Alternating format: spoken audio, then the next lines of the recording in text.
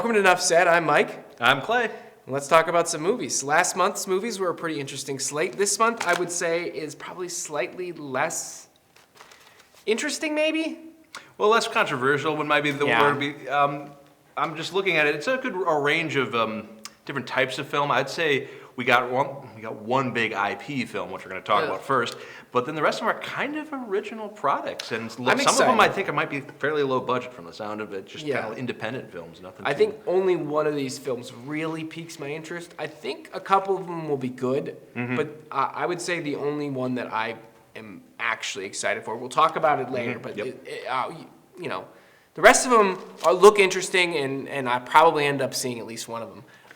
But we'll go ahead and we'll take a look at the first one here, which is the Minecraft movie. We'll take a look at it.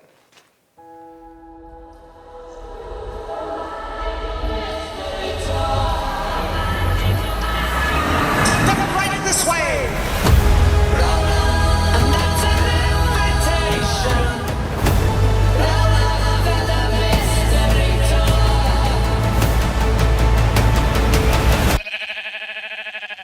What the hell?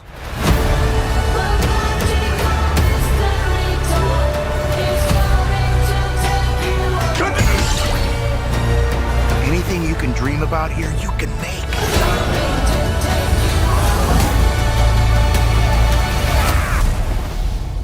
Who are you?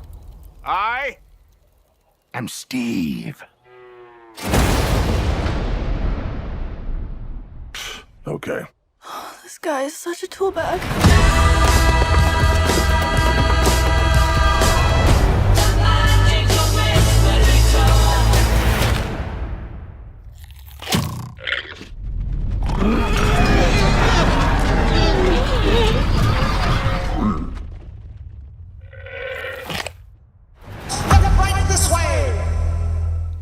Okay, so this is probably the one I'm the least excited about, but also probably the only one I'm actually going to see. Your kids are going to make it. Yeah, of course. Well, that's I think the big appeal with this one. Of course, this is based on a video game that was incredibly popular. It still is. That's the other thing which is saying something, because some of these video games, they're popular for a bit, and then they go, wait, this one, I don't even know how many years we're on. This thing's been going 10 years strong. I remember playing this before my son was born, and he's almost 11. Okay, so yeah, it's been around. It's been a while, and kids still love it. It's huge. It's a huge cultural icon. So the fact that we're, I'm kind of the biggest shock is it took this long to get the movie version of it. Well, because there's no story. There's nothing to make. I don't understand what I mean. It's tricky. It's like Legos. It pretty much, and that's. But then again, they made a million Lego movies. They made the Lego movies, and that was something that we're going to bring in now. We were talking a little bit about this movie before it started, and you mentioned that you're getting a big Jumanji vibe. Yeah. So am I, partially because Jack Black's in the Jumanji movies too. That helps. But also, it seems like it's kind of that Portal movie where they're getting sucked into a video game. Yep. It's still a video game of some kind, which is what Jumanji was. The last two, at least. And of course, we got Jack Black come back. But again, you're not wrong. It also reminds me of the Lego too. The Lego movies that came out. Yep. But those Lego movies are pretty good. They're really good. They are. So and I wouldn't have been excited for the Lego movie. Yeah. Except somebody said you have to go see it. It's really good, and they were right. Yeah. So maybe. Maybe, and that's the other thing. From this one, I guess it's very possible they could probably pull something together and make this pretty darn exciting. And just the same is true of kind of those last two Jumanji movies, actually, too. Because I wasn't really expecting much when they brought Jumanji back and had this video game twist on it. But then it was good. Yeah, pretty good, yeah. And it's like, how? And maybe part of that is, and just what kind of gives me a little bit of hope is, Jack Black. He can. Yes, and he's working with Jared Hess, who we worked with on Nacho Libre, which is one of my favorites. I love Nacho Libre. In fact, I think Napoleon Dynamite is overrated, and Nacho Libre is underrated, and that they should be more respect for that movie in particular. There you go. Well, that's kind of my hope with it. That where we might get something that's a little bit offbeat, a little fun there. But you are right in that the Minecraft doesn't really have a story. It's just about creation here and more about the people. So it's kind of interesting. I don't know what the metaphor or theme, the higher reaching theme of this movie. I want to see them go ham. If they're gonna do it and they've got some offbeat characters in there, I really want to see them just go whole hog and make it as strange and delightful as they possibly can. Because if they keep the paint-by-numbers approach, we've already seen it in Jumanji, and we've already seen the Jumanji sequel, and at this point, it'll be a tired formula. Yeah, it could be. That's the only other concern I have is that they're just going to do the setup to have it be like, oh, here's the Easter egg reference to the game. Yep. Ooh, and then well, it's that's the emoji movie. That's the where emoji you're gonna movie. Work all the emojis in, no matter put what. Them in there. Let's just throw this in there, and it's just they are clearly going for comedy with this. So worst case scenario, maybe we just get an inoffensive thing that we can laugh at when the kids watch it and they enjoy it more, and maybe we don't. It might not hold up, and then years later we're just like, hey, remember when they did a Minecraft movie? But I mean, my best case scenario for this film is that I don't hate myself while I'm watching it. That's my hope. It's like, if we can start from there and then move towards something better, then I'll be happy. This is a good example of a movie where I'll probably wait until I hear some positive reviews. I haven't heard. There are some critics. I'll let you know. There are some critics who have viewed this movie. I've heard from a few of them, but they're embargoed. So Oh yes, they can't say. Can't say anything. But I had one hint, said something interesting. I'm like, okay. They said people who love Minecraft and are obsessed with Minecraft and love it, and then you'll have people who have no idea, know nothing about Minecraft. They suspect that both will have the same opinion of this movie. It won't matter. Which is weird, how? There's something in the movie that's wouldn't tell us what it was, but there's something about it, he said, that will just make it so that, I'm guessing the problem is that they had to make this movie for people who don't know anything about Minecraft. Yeah. Because otherwise it would just be. Yeah, and so that's probably where the focus will be, and I think some of the hardcore fans of Minecraft would be a little why did you focus on this part of it and we didn't get enough, and then You never make the fans happy. That's the point you have to remember, is you never try to make the fans happy. You try to make something that's good. But, I think it's good for us to point out, like you said, you'll be probably watching this because your kids will drag it to you. Yeah, absolutely. And I'm expecting a lot of people watching, if you have kids or grandchildren, you'll probably be hearing about this movie at some point in the near future. Yep. Or buying toys for them when they come out for Christmas. So. Yeah, the Steve that's just Jack Black. They've got a Jack Black action figure now. Yeah. I'm very excited. I might go get my Jack Black action figure. Well, they'll maybe get the Jason Momoa one, too. Absolutely not. I've already got Aquaman, all right? Good enough, that's enough. All right, well, we'll take a look at the next one here, which I'm pretty sure we're going to take a look at a trailer for a kind of an angsty millennial fable called Sacramento. Take a look at this one here. Breathe, Sal. Anger is just sadness with nowhere to go. Ricky, I don't have the authority to kick you out of group, but you need to stop coming to group. Where do I go? Ricky's here. Bring him in. I'm phasing him out. Why? He's a grown man who hides in trees. Sorry. Get me about him! No call, no text, just trespassing. Well, let me come say hi to Rosie. No, she's taking a dump. I'm getting lunch. You all right, man? You're just all out of whack right now. You're all pent up. No, I'm good. Not crazy about that. Why did you do that? There was a crick. We're growing apart. Can we just drive around and have fun for 15 minutes? Want to go to Sacramento? Unplanned, long drive to a city I have no desire to be in. Sounds fun. My dad died. Got to scatter his ashes. This is the perfect opportunity for you to reconnect. Sounds like you're gonna miss me. That's your dad. He's going away for the weekend. We get to do whatever we want. Sacramento! There was some morally ambiguous behavior last night. How long you been married? 4 happy years. I'm not saying we have this sexual energy. Oh, we don't. You sound hungover. 3 Budweisers and 2 tequila shots. I'm only a man. I didn't know what I wanted, but I think I do now. Who's that? What is this? Are you visiting? I don't love the bangs.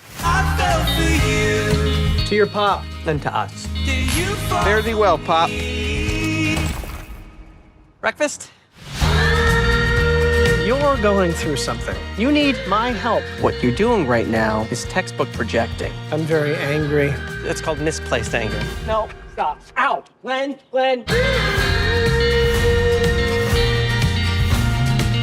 I think you're having a panic attack, Glenn. I'm scared. Really scared. Life is crazy and there's a lot you can't control. But But what? I thought you were heading towards saying something reassuring. Yeah, me too. Let's set some ground rules. No kissing. Definitely no sex. Did you just wink at me? No. All right, so it seems to be fitting into the kind of the late coming of age niche that is occupied by films like Away We Go and sort of like A Real Pain, stuff like that, which has been more and more popular in the last couple of years here. I don't know that it's a genre that I particularly connect with, but it looks like fun. Yeah, it could be. I'm not sure the broader trends of it, but I'm watching this thing. It's like, oh, it's one of those. We're finally getting like the midlife crisis movie for the millennial. Yeah, it seems. And okay, fine, why not? We can try it. This is my first time seeing this trailer for this movie here, and just seeing we got Michael Cera, who's growing up, who's been just the young guy for so many years. Oh, he's the young guy. Now he's gonna be a dad, and we're like, but we're gonna find the comedy of that. I'm like, sure, why not? Probably can work. That's probably what we need right about now. I understand some of the anxieties that he has, and particularly putting together the crib thing, as I've done that many times, and it never feels like you did it right in terms of like, they all feel and look like death traps. Every single crib I've ever seen, okay? It's just like a contraption of like metal and springs, and you're putting a baby in that thing, man. That thing's gonna shut close on it. Just. Well, they don't do that anymore. But I know. Worst case scenario, it'd fall down. But still, yeah, I get it. It's it's just so many just awkward concerns there. My thing with this one is like, oh boy, it's this looks like, I'm reluctant to use the word. It looks going to be really quirky. It's gonna be like just the quirkiest thing you ever saw. Aren't we just so quirky? We got I'm gonna help my crazy friend here, and we're gonna go to Sacramento. But I'm the real one who has the real problem, not my quirky friend. He's the one who got it all together there. Yeah.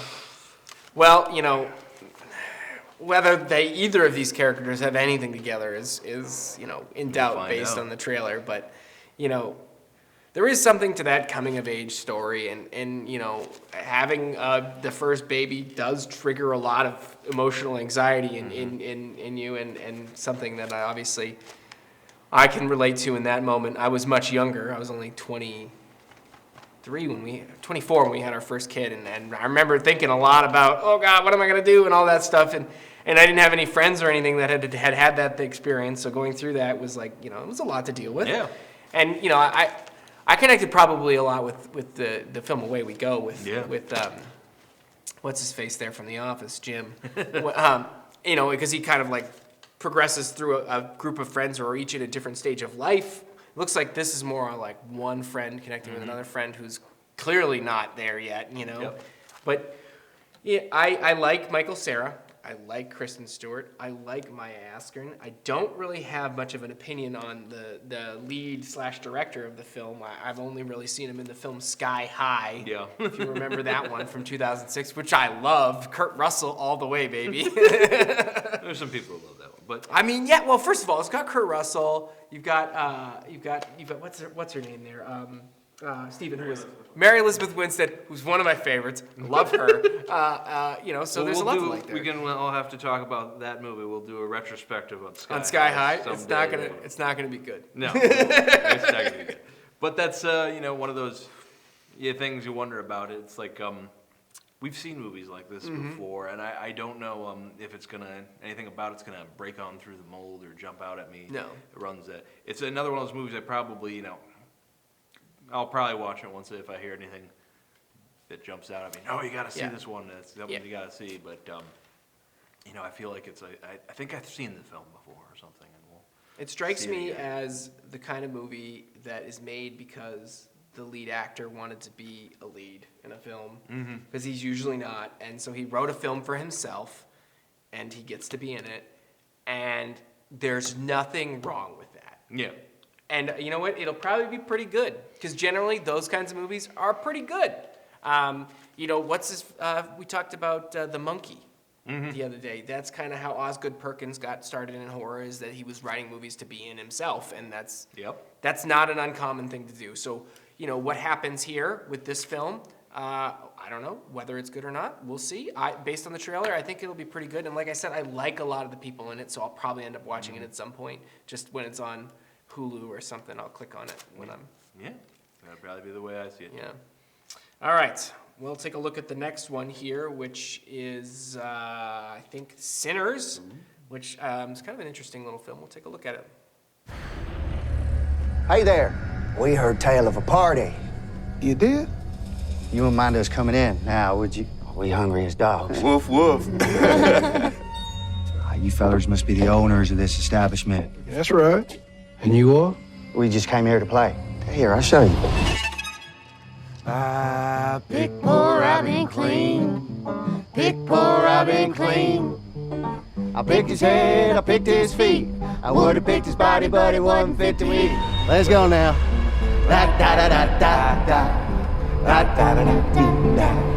Da da da da da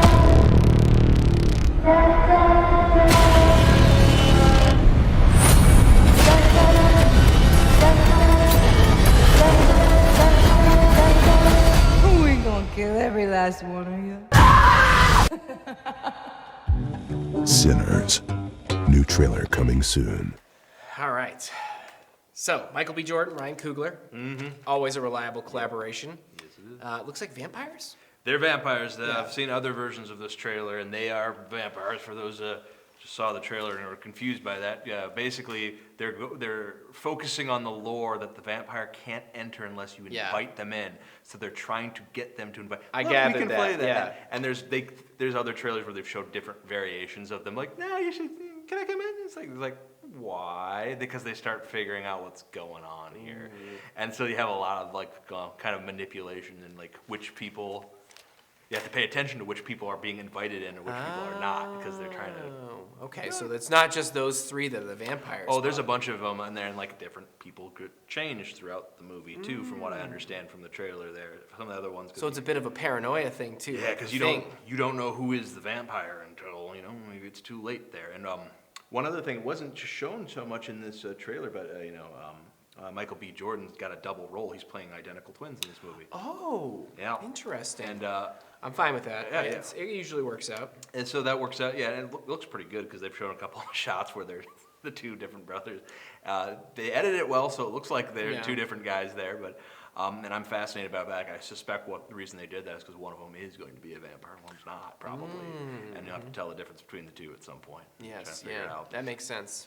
But the other thing, and I'm not exactly sure when the movie's supposed to be set from this, but I'm guessing probably the 20s or 30s or something like that. Yeah, looks. And just the fact that Michael B. Jordan's Pre-war. character, well, he has the Tommy gun, so I'm guessing I'm betting there's going to be a plot point that he's a World War I veteran or something. Possibly. And that's why he has the gun, because I think from one of the other trailers they show he's coming back after being away. So this could. Well, then it would more than likely be post World War II. Could be too. Either way, but and that makes it more interesting because then you have these most of the actions taking place at some kind of party house where they all doing maybe, I assume bootlegging, it was Prohibition era possibly even. Yeah, that would be the 20s. Exactly. But again, the Tommy gun was prolific from anywhere from the mid 20s on till past post war World War II. So I'm like, is this a speakeasy that they've just really popular here? But also another thing it's clearly a speakeasy or bar establishment that is prominent African Americans. Yep. And you have white vampires. I'm getting trying deep to get South in. vibes too. Yeah, and it's fascinating, and I did not expect Coogler to go vampire horror. I didn't see that coming. Man, his what next he thing. wants. He can do what he wants. He can, because he clearly can do Yeah. He's fantastic at Yeah. what he does. A lot of his work and everything he does with Michael B. Jordan. So I'm like, I want to see this. This is the one I'm most excited about because it does look pretty darn scary, actually. This is not the one that I'm most excited about, but I do think I will watch this one eventually because I really like Michael B. Jordan. I've loved him ever since Chronicle. Remember Chronicle? Oh, I do remember It was Chronicle. great. That movie's awesome. I was like, I saw that movie. I was like, that guy's gonna be great. Yeah, he's and good. I also thought the other two guys are gonna be good too, but they kind of fell off. Dane little- DeHaan especially. Yeah, which, he had I thought he would do good He was too. close, He was but- close. He just couldn't quite do it. the other guy just fell off the map. I think he works in CBS television now. I don't know. Oh, boy. he Well, was you know, good too, though. They were all good, but yes, but Michael B. Jordan, man, he's a A huge star. huge star now. So he gets to do a double role in this movie too. I'm okay so with it's it, really yeah. good. And Haley Steinfeld, I believe, is in this. Yep, she's great, too. And she looks, I love her work in a lot of things. And in this role here, wasn't in the trailer, but she got that really, really scary line toward the end. That's her talking about, you're all gonna die. It's like, so she's, I read the cast list. It's also got the great Delroy Oh, yeah, he's Lindo good. in it. Oh, and he's so good. I mean, I love him. He's amazing. He's just got the best voice, too. Oh, he does. Like, He does. It's a stacked cast. Yeah, it's too. gonna be great. So, Yeah. and I just the visuals look good. Looks like it will be scary, and Yeah. probably will have something to say about. Oh, usually his miss is at least you Got know, a message in there. something in the subtext of all of his Oh, films, yeah. or in the plain text of his films. So yeah, this will be one you have to definitely check out. Yeah. Yeah. Like I said, it's not the one I'm most excited about. I'll see this one eventually, but we'll take a look at the next film here, which is going to be Warfare from Alex Garland. This is a pretty interesting one, I think. Yeah.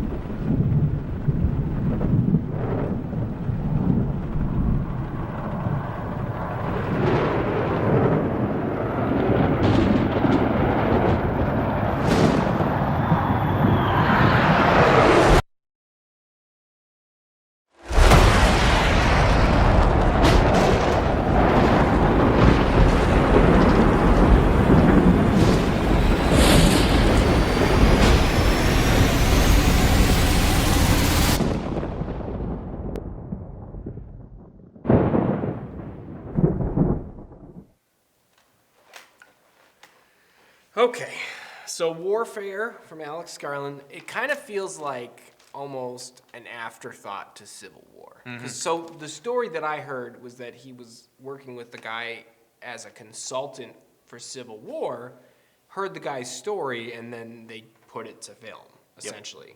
Yeah, that sounds probably about what happened here. Yeah. The turnaround on it.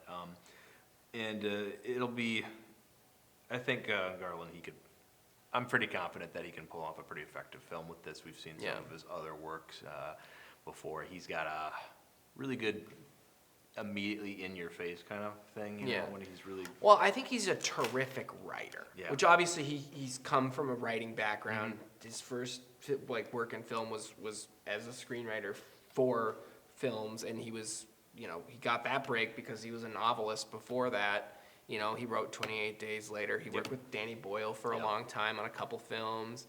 He wrote a couple other ones after that, and then he broke into directing with Ex Machina, which was a film he'd written. Now this looks like, so I guess he co-directed it with the consultant from Civil War, so it's not necessarily Alex Garland's piece. This is a collaboration between him and I cannot remember his name, and I unfortunately did not write it down. But again, it feels like almost an afterthought to Civil War. Which, did you see Civil War? I did not see that one. Neither did I, unfortunately. But it was one of those films that was heavily talked about. Yeah. And brought up a lot of interesting points.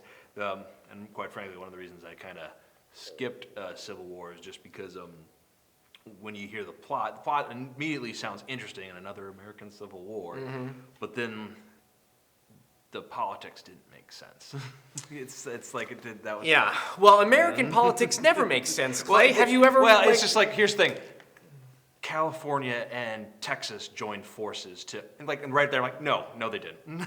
But that's He's English, okay? I know, they did. But that's his own thing. I'm like, okay. Yeah. And then that was the thing, is they were so vague about what it was. Now, what's interesting about this one, right away, Iraq 2006. Yeah. Based on true events. Based on true events. Yes. I don't know how much they're going to go into the politics of it. Probably not. Probably just the tactics of it. It'll Just probably going straight in all- there. That might be a better approach, actually, just for it, just so that you get away from the.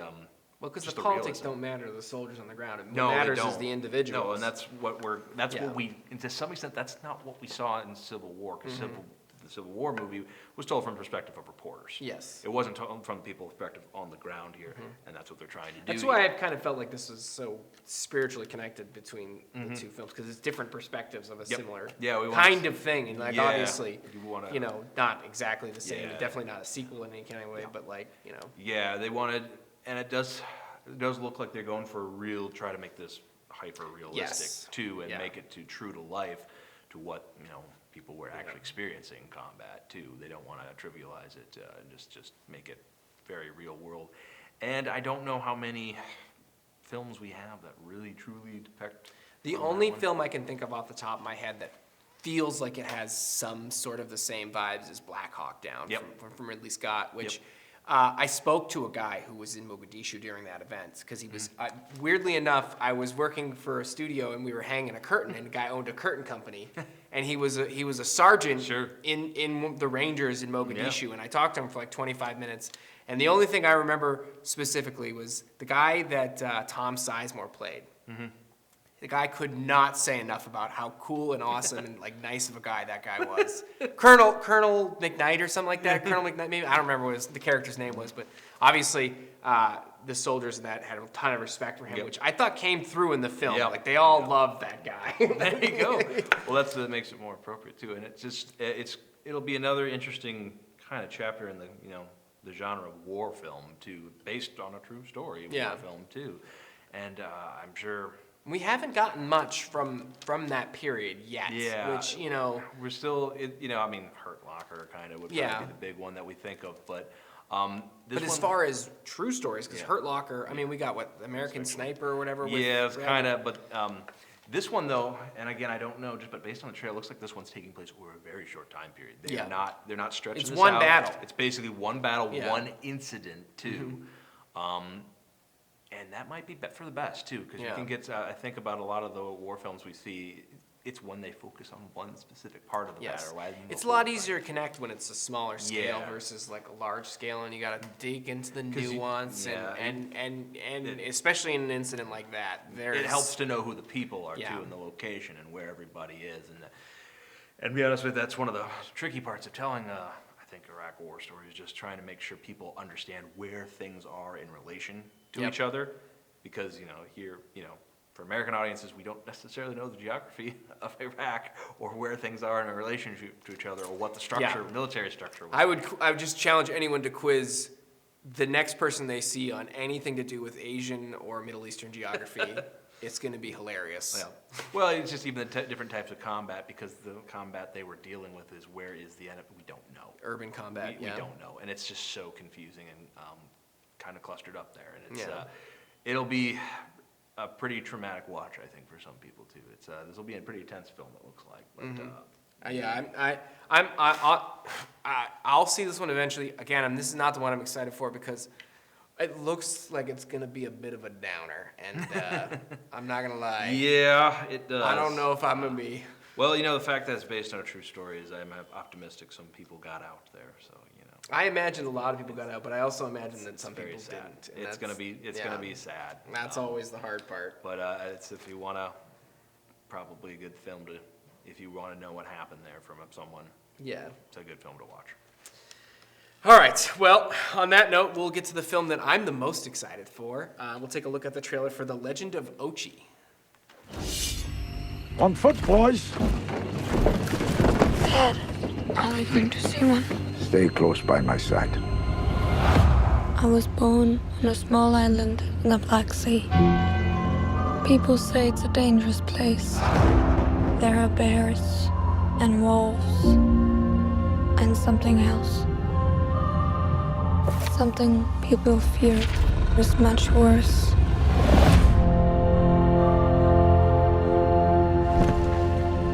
Your parents have offered you to this cause.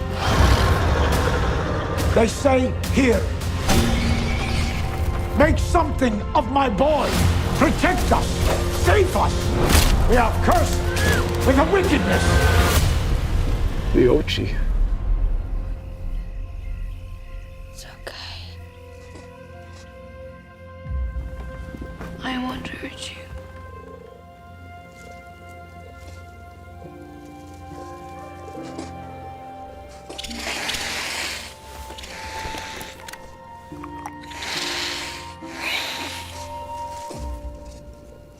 not like they say.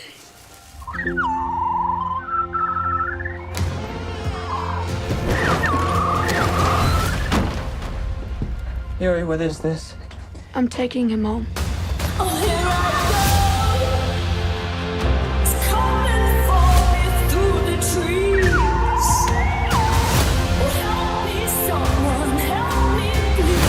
She's been kidnapped! Let's go! Are you hungry? You'll be torn apart. They can't be our pets. He's my friend. Yuri! I'm coming for you! Stay close by my side. I can talk to you. I'm not asking you to understand. Yuri, we're your family!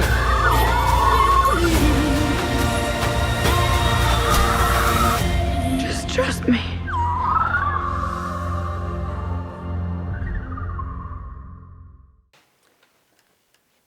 I'm into it. Yeah. I'm so excited. This is like one of those movies I have to make the kids watch. I'm gonna be like, you got it. I'm gonna make them sit down, and open their eyelids like what's A Clockwork Orange. Oh, Just like, no. But you know what? They'll love it when it happens. I can feel it in my bones. Well, I mean, I think their kids might want to go see it themselves. They got a bunch of, looks like some cute, adorable kids in there themselves. My kids do have great taste. I think so they'll maybe. probably be okay with that one. And this is the first time I've seen this trailer. I didn't know anything about this until now, but yeah, I kind of want to see it too now. This looks adorable, and it's a good example of a film where it's like, I'm not entirely 100% sure what the plot of it is exactly. Just other than that, there seems to be some weird fictional primate character that they're supposed to hunt, but no, she wants to save it. Yeah. You know, and It's got ET vibes. you got some ET vibes, and that seems to be. I hate ET. All right, I just want to put that. But this first one- of all, ET is not a good movie, man. You're going off the rails. I know I'm again. going. Just take the rails away. Spielberg's. You're mad. I know. No, we will not. All right, we're fine. not having the Spielberg is doing bad work okay, here. no, That's Spielberg's ridiculous. great. He's bad. ET's bad. All right, but go. Well, that's another thing, because here's the thing. E.T.'s not even my favorite first Spielberg Oh, either. how so could don't it worry. be? How could it It's be? not. It's not. There's way better Spielberg. Well, that's a different discussion. A dozen Next better time, Spielberg You save it for when movies. Spielberg comes up. But you're right. It does have some E.T. vibes in that sense, whether the government coming to get you and after it. Although it looks like the government is having way more people. It looks like she's on her own for the most Yeah, part here. Good with this creature. I think that there should be a scale for like the silliness of Willem Dafoe's costumes, because I think there's a correlation between however silly his costume is and the quality of the movie. The sillier it is, I think the better the movie's going Well, to there's be. some argument. There's a strong argument for that. But then, man, Defoe, he can, and we've discussed this because he had a good last year. He was in everything last year. I don't think he's ever made a bad choice. No, he doesn't. And the thing, I think it's just that, man, he's just such a dynamic actor who can do so much with it. Yeah. I think I said this last time. His face, he's so expressive. He can do anything. It doesn't matter. Yeah. He can be like, do we need a comedy? Oh, he can be funny. He can deliver the He's comedy. Do you hilarious. need him to be terrifying? Oh, he can be terrifying. yeah. It does not matter. Somewhere in the between, doesn't matter. He's got it. Yeah. And so we have him looking like kind of a bad guy role here, and he's chasing after children or whatever. And the thing is, he's good at that because we saw him beating up kids in the Spider-Man movie. Absolutely, yeah. Left and right. So he can do it, and it's make it just terrifying. I think everyone in Hollywood should have to send their scripts to Willem Dafoe, and if he turns it down, they don't make the movie. Well, he is a good barometer of whether Yeah. the film is good or not, if there's potential. If he wants to be involved in it, there's clearly something going on. Yeah. You did something right. Absolutely. I and- mean, like, But it could also be just that he's the only one who could do it. That's part of me wonders that too. Is it like Maybe. would a lesser actor have just not made it work, but he can do it? I sometimes wonder that, like some of these roles where it's like, what if Could Defoe, anyone else have what ever if done this? Defoe hadn't done this role? What if that wasn't Defoe? And you're like, I don't know. But that's another thing to talk about.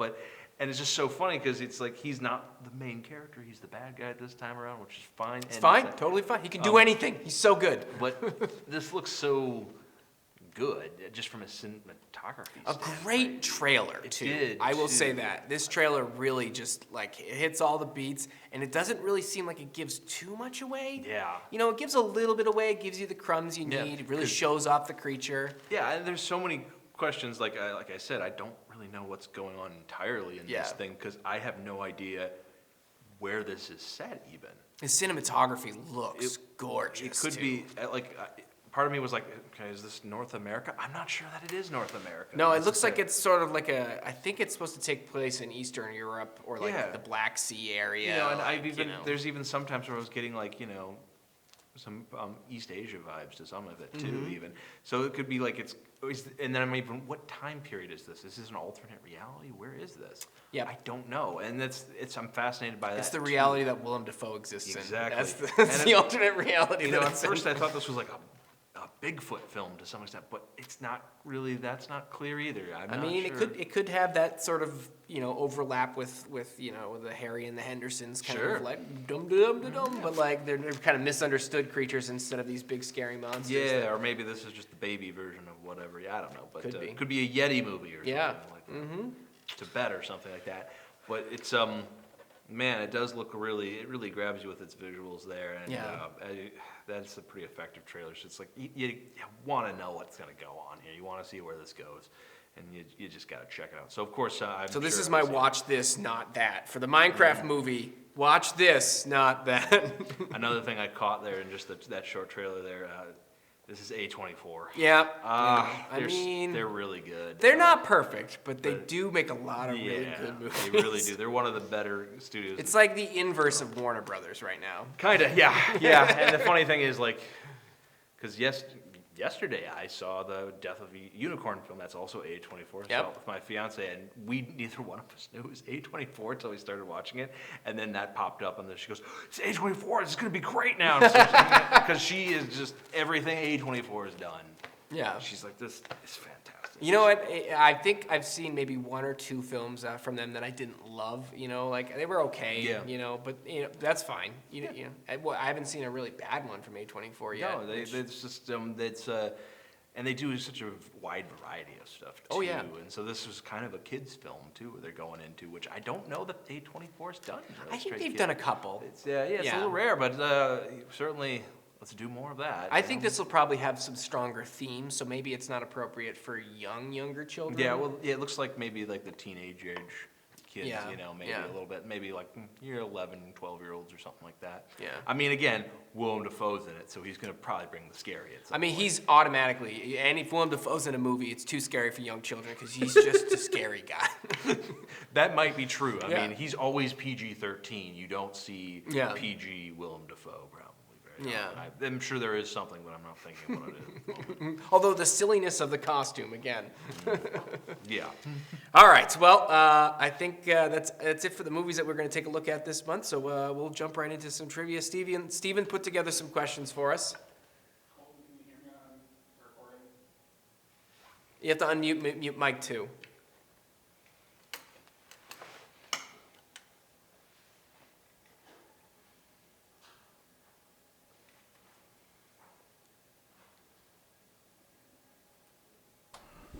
Can you hear me now? Okay. All right. You guys ready? Yep. Ready as ever. Let's go to the first slide. What year did the video game Minecraft first release? Oh boy. I want to say. Well, you I mentioned definitely, it's 11 years ago at least. At least. So I definitely didn't start playing it until it was already a well-established game, though, because I am cheap and I don't buy video games right away. So I want to say, let's go as late as I want to say maybe like 2009. It could have been 2009. It might even be It's earlier, got to be though. around that era, Yeah. though, because I'm just thinking I would have still been kind of tail end of college, and people would have been telling me about it by then. Because I remember around that time we were still in there. Everyone was still obsessed with. I want to go even earlier, though. I want to say 06, like just an All right, absolute answers shot locked in the in. dark. What do you think? Is that too early? I think it might be too early. I'm gonna stick with your 2009 guess. That Okay. might be right. 2009. Okay. Let's I'm see. going with 2009.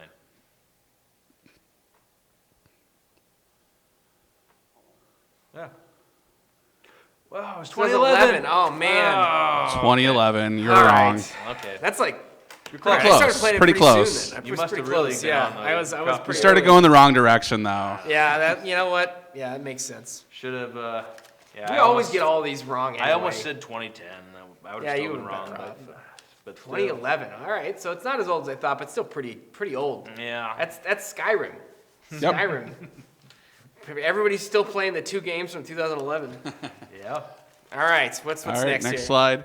Alex Garland first gained acclaim for writing a novel adapted into a Leonardo DiCaprio film. What is the name of that book/film? The Beach. Got it. Oh, you think It's The Beach. It is the beach? Yeah. I think I almost said Blood Diamond, but I think you're right. It's the No, beach. it's the It's the beach. Let's go with the beach. Let's see. Yeah. The Beach. The beach.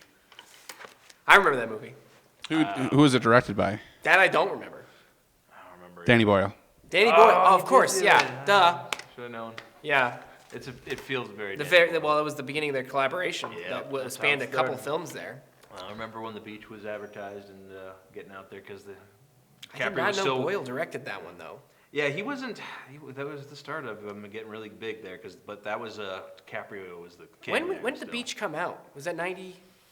98, 99? 98? So it was after Train Spotting. Yeah. Okay. All right. Train Spotting is good, but I didn't really care for The Beach. All right.